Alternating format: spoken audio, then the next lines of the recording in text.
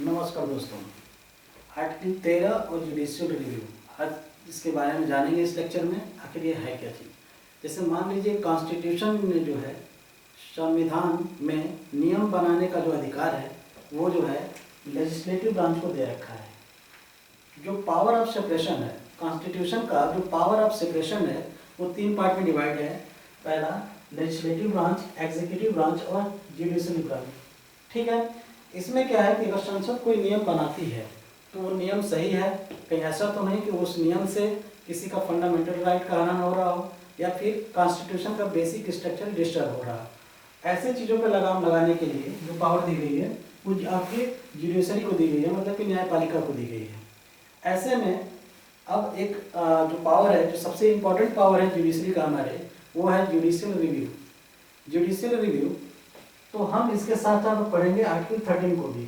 Article 13 इसलिए हम पढ़ रहे हैं क्योंकि जो ओरिजिन ऑफ जुडिशियल रिव्यू है, जो इम्पोर्टेंट पावर ऑफ हम सुप्रीम कोर्ट कह रहे हैं, तो जो ओरिजिन ऑफ जुडिशियल रिव्यू है उसका जो ओरिजिन है वो आर्टिकल 30 से ही किया गया है। वो आर्टिकल 30 में इसकी व्याख्या की गई है। आइए हम देखते हैं कि आर्टिकल 30 में क्या लिखा हुआ है। जैसे law that takes away fundamental right shall be void. Article 30 में जो बात लिखी गई है वो ये कहती है कि अगर कोई रूल बनाया गया, अगर आपके फंडामेंटल राइट को डिस्टर्ब करती है, टेक अवे फंडामेंटल राइट, अगर कोई लॉ बनाया गया और वो लॉ आपके फंडामेंटल राइट को डिस्टर्ब करता है तो ऐसा जो नियम है, ऐसा जो कानून है वो वाइड है। वाइड का मतलब हो गया बेकार, तो क्या है वो वाइड है। तो अब ये बात लिख तो दी गई, अगर बात आर्टिकल 30 में लिख दी गई तो आखिर इसको लागू करने का पावर किसको दिया गया है, ये प्रमाणित, इसको सर्टिफाई कौन करता है। तो आर्टिकल 32 के अनुसार सुप्रीम कोर्ट जो है, इस सुप्रीम कोर्ट को इसकी पावर दी गई है, वो इसको सर्टिफाई करता है।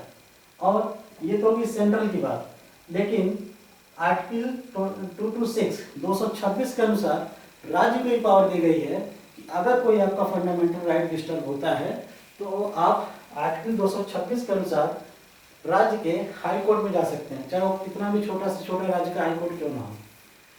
ऐसे में अगर कंपेरिजन किया जाए फंडामेंटल राइट के संरक्षण को लेकर के, तो आर्टिकल 32 खुद एक फंडामेंटल राइट है और आर्टिकल 32 के अनुसार ही अगर फंडामेंटल राइट डिस्टर्ब होता है तो हम सुप्रीम कोर्ट जा सकते हैं। लेकिन आर्टिकल 226 तो ऐसे मामले में देखा जाए कि इसके अनुसार आप राज्य के हाई कोर्ट में जा सकते हैं, चाहे वो स्टेट का रूल हो चाहे वो सेंट्रल का। क्वेश्चन जब भी आता है तो अगर आपको कंफ्यूज करना हो तो ऐसे बोल दे कि सेंट्रल लॉ जब बनाए जाते हैं तो उसके खिलाफ अगर उससे फंडामेंटल राइट डिस्टर्ब हो रहा है तो आप जो है हाई कोर्ट में अपील नहीं कर सकते हैं। ऐसा बिल्कुल नहीं है, आप बिल्कुल कर सकते हैं। चाहे सेंट्रल अगर संसद कोई नियम बनाती है, अगर वो उसमें भी अगर फंडामेंटल राइट डिस्टर्ब हो रहा है तो आप आर्टिकल 226 के अनुसार जो है कोर्ट जा सकते हैं। ठीक है, ये तो होगी इस बात को लेकर के।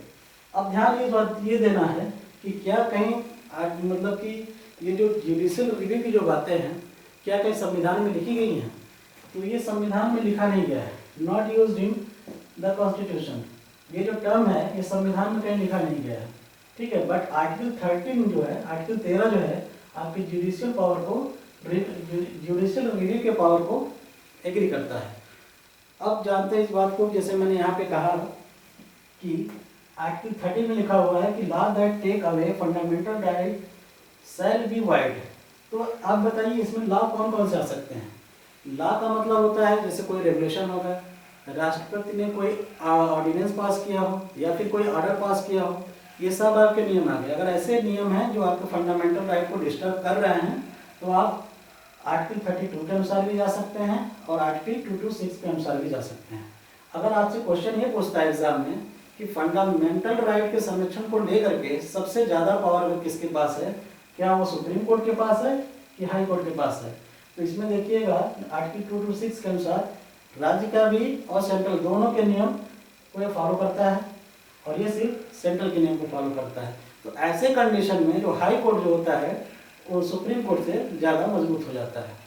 दूसरी चीज़, अब लॉ की मैं बात कर रहा था, तो लॉ की बात अगर वो कौन सा लॉ हो सकता है, जैसे मान लीजिए अब कोई कॉन्स्टिट्यूशन अमेंडमेंट करके फंडामेंटल राइट को चेंज किया जा सकता है। जैसे कि आपने पढ़ा 24 कॉन्स्टिट्यूशन अमेंडमेंट 1971 में ये कहा गया कि फंडामेंटल राइट में चेंज किया जा सकता है। और जो केशवानंद भारती का जो जजमेंट आया था उसमें सुप्रीम कोर्ट ने भी उसको उस बात को एग्री किया था, लेकिन उसमें कहा गया था कि कॉन्स्टिट्यूशन से जो है फंडामेंटल राइट में संशोधन किया जा सकता है। तो फिर संशोधन करने के बाद वो भी तो एक नियम बन गया, लेकिन अब कॉन्स्टिट्यूशन आप खोल के देखेंगे तो आर्टिकल 13 में एक बात ऐड कर दी गई है कि constitution amendment act is not law, उसको नियम नहीं माना गया है। ठीक है, इस लॉ की परिभाषा के अनुसार। ठीक है, तो अब इसमें एक चीज देखना है कि क्या अगर फंडामेंटल राइट में कुछ संशोधन हुआ है और उसके अकॉर्डिंग कोई लॉ बना दिया गया है, तो क्या उस पर ये बात लागू कोई भी अपील लेके जा सकता है जुडिशरी में? इसके लिए नहीं हो सकता है चीजें सॉरी।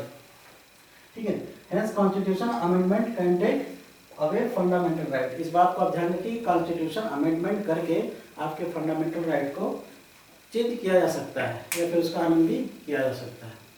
तो ये हो गया आर्टिकल 13 और जुडिशियल रिव्यू का एक्सप्लेनेशन। अगले लेक्चर में हम फिर आएंगे और एक एक करके जैसे प्रेसिडेंट हो गए, गवर्नर हो गए, इनकी नियुक्ति कैसे होती है और इनका पूरा प्रोसीजर क्या है, सारी चीज़ें और इनका कार्यभार क्या है, या फिर जैसे भी जो भी चीज़ें इनमें हैं उनको समझाऊंगा। अब तक के लिए धन्यवाद, अपना ख्याल रखिए।